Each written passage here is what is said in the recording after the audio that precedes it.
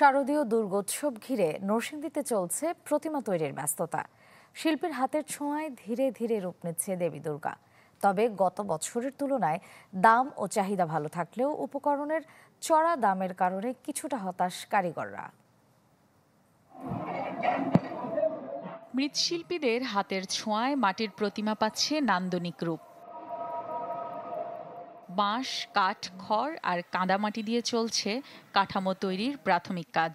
দুর্গোৎসব ঘিরে কর্মমুখর ব্যস্ততা নরসিংদীর কুমোরপাড়ায়। সূর্য ওঠার সঙ্গে সঙ্গে শুরু হয় কাঠামো তৈরি। দিন শেষে চমৎকার রং আর অলংকার প্রতিমাকে দেয় প্রাণ। RICL TMX, যুগের পর যুগ স্থাপনা থাকে মজবুত। প্রতিটি দক্ষ হাতের ছোঁয়ায় প্রতিমা জুড়ে যদিও ফুটে উঠছে শিল্পীর নিখুঁত ছাপ, তবে হতাশার ছাপও স্পষ্ট কারিগরদের অবয়বে।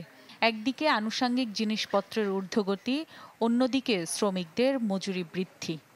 দিন রাত্র জায়গায় কাজ করা লাগছে, খাবার দাবার সময় পাইতেছে না, কাস্টমার প্রচুর চাপ, কাজ তাড়াতাড়ি ডেলিভারি দিতে হবে।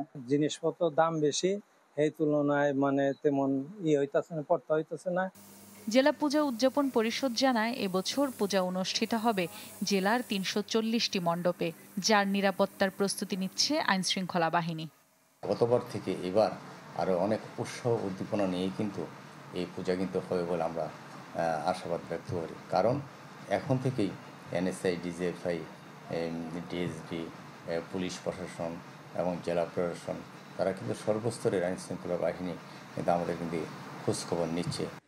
আগামী ২৮ সেপ্টেম্বর ষষ্ঠী পুজোর মধ্য দিয়ে শুরু হবে দুর্গাপূজার আনুষ্ঠানিকতা। Desk report, channel 24।